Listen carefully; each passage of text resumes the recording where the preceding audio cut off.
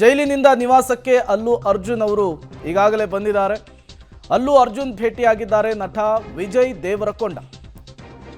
ನಿರ್ಮಾಪಕ ದಿಲ್ ರಾಜು ಕೂಡ ಭೇಟಿ ಮಾಡಿ ಅವರಿಗೆ ಧೈರ್ಯ ತುಂಬುವಂತಹ ಮಾತುಗಳನ್ನು ಆಡಿದ್ದಾರೆ. ಸಹಜವಾಗಿಯೇ ಅವರ ಕುಟುಂಬಸ್ಥರು, ಸಿನಿಮಾ ರಂಗದ ಸ್ನೇಹಿತರು ಎಲ್ಲರೂ ಕೂಡ ಈ ಸಂದರ್ಭದಲ್ಲಿ ಭೇಟಿ ಮಾಡಿ ಅವರ ಜೊತೆಗೆ ಮಾತುಕತೆಯನ್ನಾಡುವಂತಹ ಕೆಲಸವನ್ನು ಮಾಡ್ತಾ ಇರುವಂಥದ್ದು. ನಿರ್ಮಾಪಕ ದಿಲ್ ರಾಜು ಸೇರಿದಂತೆ ಹಲವರು, ಟಾಲಿವುಡ್ನ ಹಲವರು ಈಗ ಅವರ ನಿವಾಸಕ್ಕೆ ಭೇಟಿ ಕೊಡ್ತಾ ಇದ್ದಾರೆ, ಅವರ ಜೊತೆ ಮಾತುಕತೆ ಆಡ್ತಾ ಇದ್ದಾರೆ. ಆ ವಿಜುವಲ್ಸನ್ನು ಕೂಡ ನೀವು ಗಮನಿಸ್ತಾ ಇದ್ದೀರಿ. ಒಂದು ದಿನ ಜೈಲಿನಲ್ಲಿ ಬಂದಿದ್ದಾರೆ ನಟ ಅಲ್ಲು ಅರ್ಜುನ್. ಪುಷ್ಪ 2 ಸಿನಿಮಾದ ಸಕ್ಸಸ್ ಬೆನ್ನಲ್ಲೇ ಅವರಿಗೆ ಪೊಲೀಸರು ನಿನ್ನೆ ಶಾಕ್ ಕೊಟ್ಟಿದ್ರು.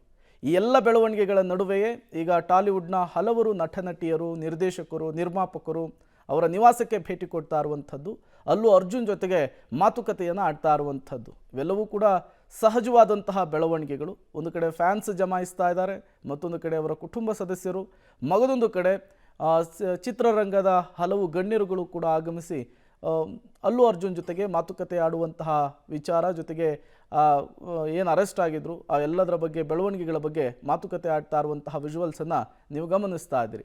ಈ ಎಲ್ಲ ಬೆಳವಣಿಗೆಗಳು ಏನು ಸೂಚಿಸ್ತಾ ಇದೆ ಅಂದರೆ, ನಟ ಅಲ್ಲು ಅರ್ಜುನ್ ಬೆನ್ನಿಗೆ ನಾವಿದ್ದೇವೆ, ಅವರ ಪರವಾಗಿ ನಾವಿದ್ದೇವೆ ಅನ್ನುವಂತಹ ಸಂದೇಶವನ್ನು ಪಾಸ್ ಮಾಡ್ತಾ ಇರುವಂಥದ್ದು. ನಿರ್ಮಾಪಕ ದಿಲ್ ರಾಜು ಸೇರಿದಂತೆ ಹಲವರು ಈಗ ಅಲ್ಲು ಅರ್ಜುನ್ ನಿವಾಸಕ್ಕೆ ಭೇಟಿ ಕೊಟ್ಟು ಅವರಿಗೆ ಧೈರ್ಯದ ನುಡಿಗಳನ್ನಾಡುವಂತಹ ಕೆಲಸವನ್ನು ಮಾಡ್ತಾ ಇದ್ದಾರೆ.